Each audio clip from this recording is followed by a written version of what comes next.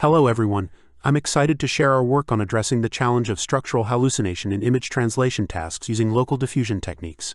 This project is a collaboration between University College London and AstraZeneca. Recent advancements in conditional diffusion models have demonstrated impressive capabilities in image translation tasks. However, when faced with out-of-distribution conditional images, these models often produce what we term structural hallucinations, which can significantly impact the reliability of generated images. So what is structural hallucination? Structural hallucination refers to inaccurately reconstructed features in generated images, making them look realistic but incorrect. This becomes a critical issue in applications like medical imaging, where such errors could lead to wrong diagnoses.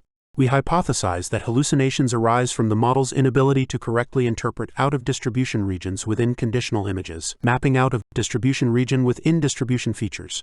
To test this, we first picked images of a digit 8 from MNIST to train DDPM and tested on other digits such as 3. The results clearly demonstrate poor performance on out-of-distribution conditions, often misrepresenting A3 as A8. To evaluate the efficacy of local image generation based on out-of-distribution segmentation, we manually separated out-of-distribution and in-distribution regions. After the partition, each region is conditioned independently on the pre-trained diffusion models, and the predictions are concatenated in the end. If we disregard the boundary effects, the results clearly show a significant reduction in hallucinations, where classifiers can correctly classify each predictions. The second experiment focuses on the impact of the precision of out-of-distribution segmentation. Figure 6 shows that slight shifts in out-of-distribution boundaries dramatically affect the level of hallucinations, highlighting the critical need for precise segmentation. For the final part of motivational experiment, we trained a diffusion model using healthy brain images from BROTS to translate from FLAIR image to T1. For testing, we used tumor brain images, starting the reverse process at various intermediate points as shown in Figure 7.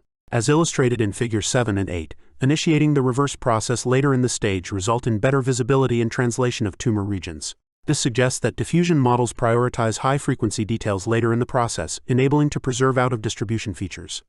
Based on these findings, we propose a training-free framework called local diffusion. This process begins with an out-of-distribution detector, like PatchCore, which estimates out-of-distribution probabilities with only requiring in-distribution data during training. After estimating the out-of-distribution probability map from the conditional images, we branch out in the diffusion model by partitioning the conditional images into out-of-distribution and in-distribution regions for independent processing. Although this can effectively mitigate structural hallucination, this leads to unsatisfied image quality due to boundary effects and insufficient contextual information of conditional images.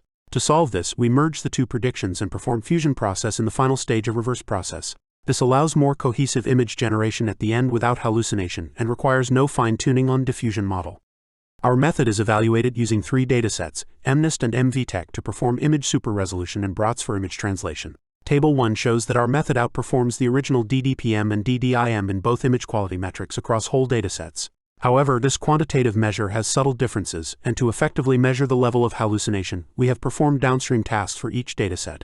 The results in Table 2 show much larger improvements, outperforming by 40% and 26% in medical and natural images respectively. Visually, our method demonstrates superior capability in maintaining structural integrity to conditional images and reducing hallucinations, demonstrating clear advantages over standard DDPM approaches. While one might question the generalizability of our local diffusion, our results in Table 3 show consistent performance improvements across various types of out-of-distribution scenarios. Furthermore, to test if the local diffusion has any negative impact on the image quality and in-distribution, we evaluated image quality based on out-of-distribution and in-distribution regions. In Figure 11, regardless of out-of-distribution or in-distribution, there has been steady improvement from using our method, confirming the effectiveness of our fusion process in the local diffusion, which allows to generate cohesive images by utilizing full contextual information of conditional images. Thank you for listening to my presentation.